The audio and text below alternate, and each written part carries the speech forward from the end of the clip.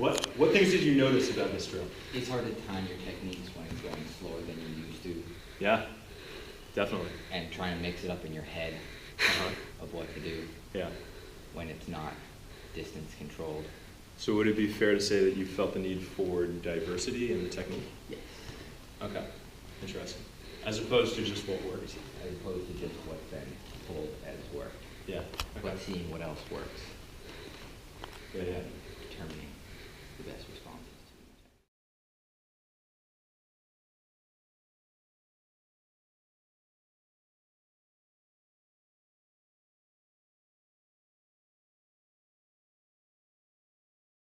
What needs did you notice as you were doing these?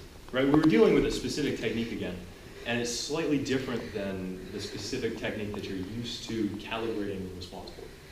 What did you notice with this type of like hooky overhand, like haymaker thing? It's easy to manipulate an attack like that, Yeah, why? because it's not very direct. It's easy to see where it's coming from, True. and it's got a lot of momentum behind it, a Yeah. lot of motion. Yeah. And you use it to your advantage. Definitely. What do you think? I had the opposite response. I would not block that attack. Yeah. I would step out of the way because it's so easy to step out of the way of. Yeah, interesting. Depending on the mindset that you have, this technique could be easy or difficult to deal with, right? If you're used to kind of more flowy energy, dealing with taking the arm and trying to lock, that type of thing, then this could be an easy technique. If you come in, it's woohoo, and you just carry it through, and you've got a lock, and you can just drop on them, right? But if you're used to rigid karate blocking,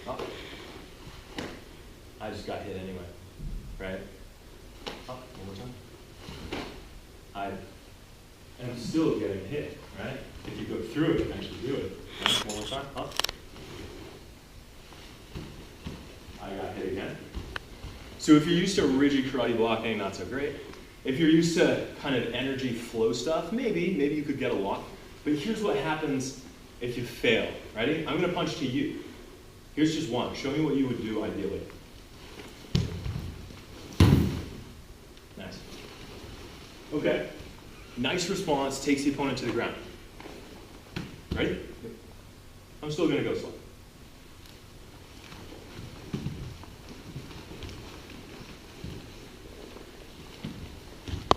Gets really messy, really fast, really gross. Because in addition to training ourselves to have this much distance all the time, we also train ourselves to only deal with that one fully committed attack instead of a multiple strike scenario.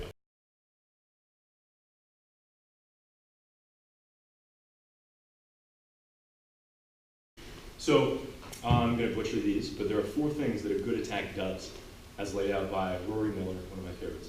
And he says that a good response to sudden aggression, to an assault, to an ambush, is going to make your position better while it makes their position worse.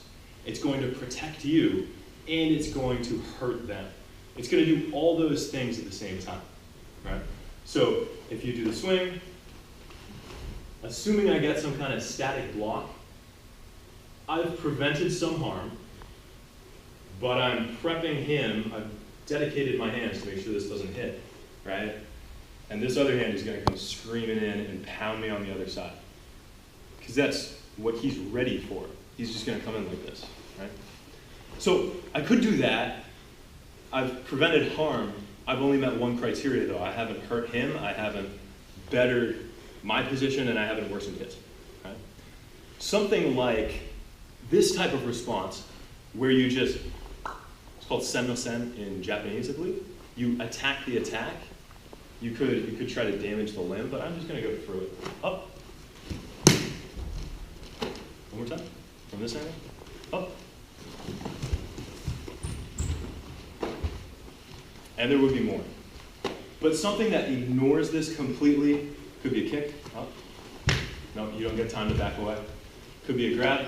Up. Could be, I don't know, what else could you do? Up.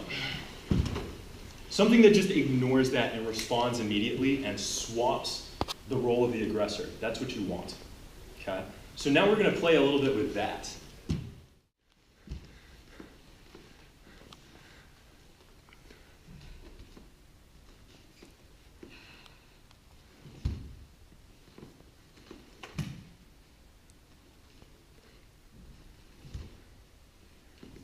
Good. Follow through on it. Follow through. Nice. Now get them to the point where they have to take a step because you're overbalancing them. Yeah. Nice.